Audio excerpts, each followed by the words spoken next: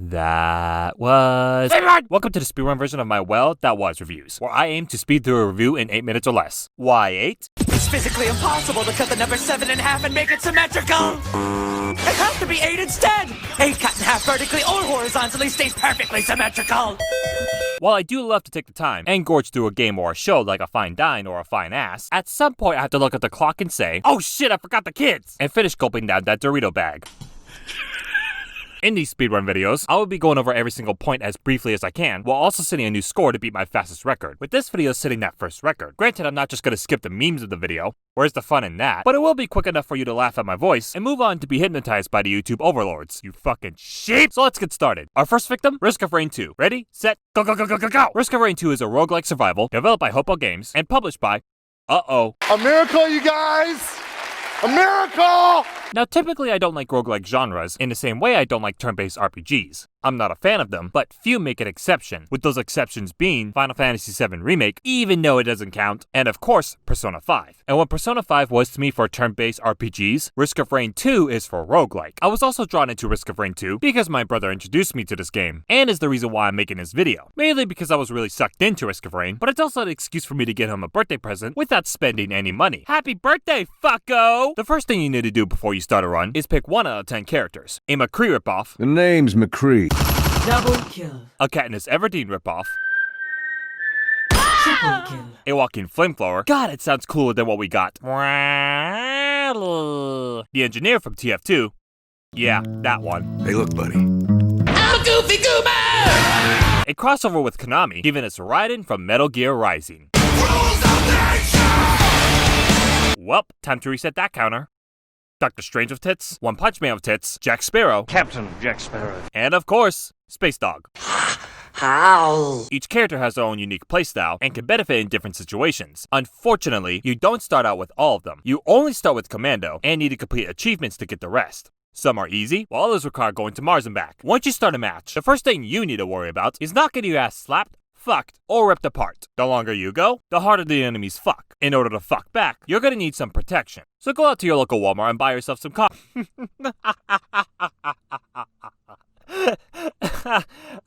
no, I'm joking. Fuck Walmart. No, you go around the map finding items to equip. Each color item also determines its rarity. White is common, green is uncommon, red is rare, gold is fucking godlike, blue is lunar items, and orange is equipments. Unfortunately, the items you get are based off RNG, so you are just as lucky as getting a good build as your dad is at winning the lottery and coming back home. Once you spawn, you need to head to the next stage, in which you have to find the teleporter, activate it, fight the abomination, Challenge me, mortal. and repeat. Don't rush the stages too quickly, as some of them have useful stuff hidden away. Abyssal Depths has a golden chest underneath some rubble, and unlocking it gives you a red item. Siren's Call has eggs that you can slaughter, kill 5 of them, kill the boss, and you also get a red item. The third stage, after a loop, summons a celestial portal, in which you have the option to kill yourself. But don't worry, you get money for doing so. Man, I wish I could do that. Gotta pay the bill somehow. Every 5 stages has a Stargate cameo. Punch in a specific code, enter it, fight the boss, and you get an artifact. Artifacts are extremely useful because they can change a game, and I recommend getting every one of them, because this is what happens when you don't use them.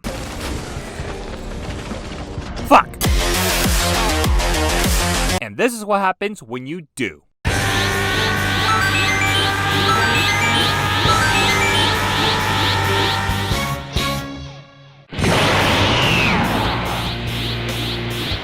Fukanona! 誰も彼ほどの力を持つべきで悪い。あなたはゲンのゲルス。何？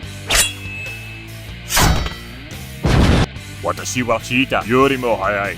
ドラゴンよりも強く。私は私のそばにエネミーの持っています。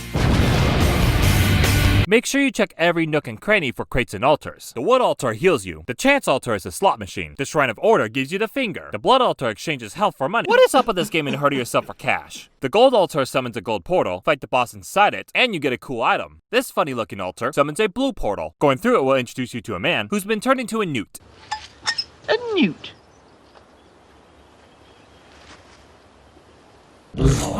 His shop only deals in lunar coins, currency that carries over with every run. Underneath the shop is a tunnel that leads into another portal. Complete the challenge, and you will get a fuck ton of items, along with obtaining Astrid. Now let's go over my pros and cons. Pros. Music. It's pretty fucking dope. Here's a sample. Graphics. Neat. Level design. Double. Neat. Characters. Triple. Neat. Combat. Fucking genius! Now for the cons. The story. There's none, and you may think that wouldn't be a problem, except this game has the audacity to add a fucking lore section in the main menu. Why the fuck should I care about some asshat named Providence? It's like not having a story in Destiny and still having the Grimoire cards to keep you away from the game. Oh wait, that's literally Destiny! Point is, if there's no story, why should I care about the lore? RNG, numbers love to fuck me. The Bulls, fuck 'em. Commando, he sucks. He even has a Mysterio fishbowl to prove it. There's a whole lot of good in these Mysterios. And finally, boss fights. Now you may not think a good boss fight is crucial to making a good game. I will respond by calling you a fucking moron. As someone who always fought the most hardcore fights in video game history, I'm fucking insulted by the boss fights in Risk of Rain. Usually, I want boss fights to be more than a hurdle. I want boss fights to feel godlike. I want them to be thrilling. I want them to be intense. I want them to make me cry. I want them to make me weep. I want them to be grand. I want them to be bone-chilling. Get it? But most importantly, I want them to be balls to the walls fun. When I think of a good boss fight, this is what comes to mind.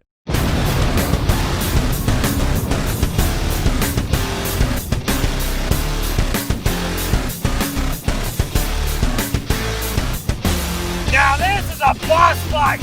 In Risk of Rain 2, however, not only are they easy as fuck to beat, but some of them are just copy-paste enemies you fight later on. What's even more insulting is that the boss fights last just as long as you do in bed, but the portals take so long to charge, I can finish my morning prayers before it's done.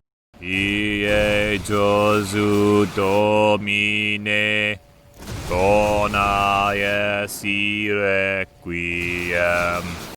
The final boss fight doesn't help with this problem, as I can still beat his ass until it becomes blood red. Oh, I'm sorry. Was I supposed to be shocked that he took my items? Come back to me when it could turn me into a three-legged goat that only attacks with its spit. Overall, fun game. Better than Last of Us Part 2. Final score? 69 stuffed bears out of 69. Time!